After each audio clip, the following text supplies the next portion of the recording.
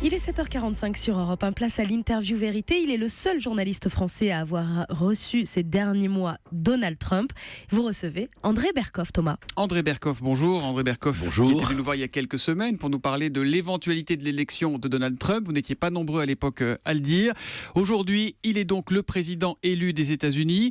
On a entendu, André Berkoff, ses premiers mots au président Trump, le président rassembleur. Lui qui a tellement fait peur, qui a tellement clivé, peut-il être un président rassembleur des États-Unis ? Écoutez, il peut l'être. Je crois que je vous l'avais dit ici, Thomas. C'est d'abord un pragmatique et pas du tout un idéologue. Si vous voulez, il y a eu quand même l'auberge espagnole du fantasme avec Trump. Et des deux côtés de l'Atlantique, c'était entre Adolf Hitler et Zapata. Ou le clown d'un côté, ou le fasciste extrémiste de l'autre. Il n'est ni l'un ni l'autre. Je crois que c'est quelqu'un qui va vraiment négocier. Son art, son fonds de commerce, son deal depuis 40 ans, c'est la négociation. Il va gérer les États-Unis comme une entreprise, comme sa boîte ? Il va en tout cas essayer de gérer un peu plus que sa boîte. La grande différence, c'est vrai, c'est qu'il le disait lui-même. Il disait dans ma boîte en tant qu'homme d'affaires, c'est vrai que je suis tenté par la délocalisation. Si je suis président des États-Unis, ça va être le contraire, je vais relocaliser. Donc il y a des nuances. Vous dites pragmatique, c'est un mot qui revient beaucoup depuis 24 heures. Ça veut dire quoi ? Qu'il n'a pas de conviction ? Au contraire, il a des convictions, mais ces convictions, ce sont en fait, quand il dit America First, c'est pas seulement un slogan. C'est-à-dire, il dit voilà, Amérique d'abord. On sait Amérique d'abord, on sait laisser aller un peu partout. Vous savez que la guerre d'Irak, il était violemment contre. L'histoire de l'Afghanistan, etc. Il dit nous avons perdu par mauvaise négociation du temps, de l'argent et surtout des hommes. Eh ben, il faut arrêter ça. Par exemple, il contourne à gauche. Vous voyez, là, c'est moi ce qui m'a frappé dans les commentaires, c'est gauche et droite, on le classe. Or, lui, qu'est-ce qu'il veut ? Il veut que toutes les sociétés de hedge funds, vous savez, qui ont 2000 milliards de dollars à l'étranger, 2 trillions de dollars, il veut les rapatrier. Donc ça, c'est plutôt à gauche. Et d'ailleurs, on a bien vu les bourses, comment elles réagissaient. Donc, il a des convictions, mais simplement, il va négocier. Si vous voulez, juste un mot. C'est un trotskiste va lui dire, écoutez, je sais comment négocier avec les Chinois. Il l'amènera dans ses bagages quand il ira négocier avec les Chinois. Donc, il écoutera tout le monde. Mais quand même, ses propos sur le mur il se fera ce mur à la frontière avec le Mexique ou pas ? Ou c'est de la mise en scène, tout ça ? Les musulmans interdits de territoire alors, il est un peu revenu dessus depuis, mais quand même, il l'a prononcé. Il est revenu dessus. C'était totalement excessif, outrancier et je dirais même complètement imbécile. Mais le mur, par exemple, ça c'est un symbole fort pour Trump. Le mur, je pense qu'il le fera. Mais je crois pas que ce sont les Mexicains qui paieront. Lui va s'arranger pour le faire payer. Il fera le mur, mais juste un mot là-dessus quand même. Je voudrais dire qu'on parle du mur, on dit quel salaud de raciste qui veut empêcher les Mexicains d'arriver aux États-Unis. Faut quand même aller un peu. Moi, je suis allé au reportage à Ciudad Juárez et toutes ces villes où les narcotrafiquants, c'est hallucinant quand même ce qui se passe là-bas. Donc, c'est pas un problème facile pour les gens qui vivent à cette frontière-là. Faut nuancer tout ça. Sa force, c'est son pragmatisme. Et sa faiblesse, alors c'est quoi au président Trump ? Sa faiblesse, alors j'espère...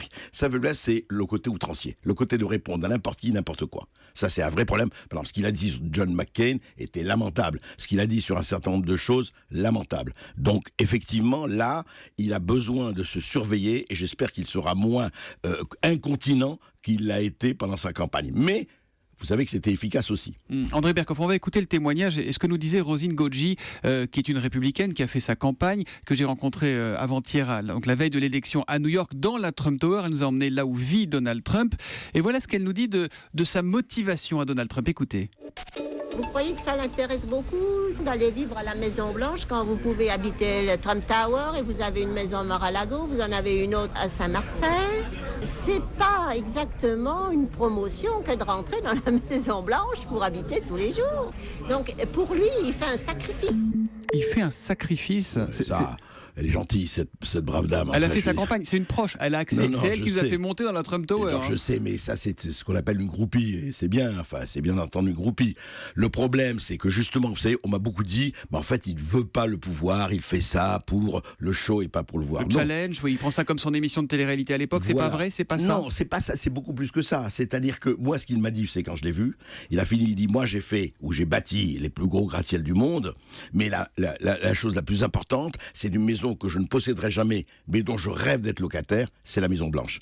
C'est-à-dire que lui, il voulait vraiment faire ça, c'est pas un jeu, c'est d'arriver au fond. Vous savez, c'est le côté, une autobiographie de lui, une biographie, pardon, non autorisée, en Amérique qui n'a pas été traduite, qui s'appelle Never Enough, jamais assez. C'est quelqu'un qui a choisi la gagne dès le début. Et la gagne la plus grande, c'est quoi? C'est ce dont rêvent tous nos politiques, tout le monde. C'est la Maison-Blanche, c'est président des États-Unis. Voilà. Dernière question, Marine Le Pen a-t-elle raison de se réjouir aujourd'hui en France? Est-ce que c'est le même mécanisme qui pourrait la porter au pouvoir l'an prochain, selon vous? Non, parce que c'est pas du tout le même mécanisme pour une raison très simple, si vous voulez. Ce n'est pas du tout la même vocation. C'est-à-dire, lui est chef d'entreprise. Il a une longue carrière de chef d'entreprise. Alors, Marine Le Pen, effectivement, il y a des points communs peut-être sur un certain populisme, encore qu'il faut s'entendre sur ce mot. Mais je crois que aujourd'hui, comme vous l'avez dit d'ailleurs un peu plus tôt sur votre antenne, c'est que tout le monde a quelque chose de Trump en soi. Pourquoi? Parce que le succès va au succès. Donald Trump, les raisons de la colère, c'est votre livre publié chez First, André Berkoff. Merci d'être venu nous raconter un peu ce Trump que vous avez rencontré, avec qui vous avez pu échanger un long moment. Merci et bonne journée. Merci.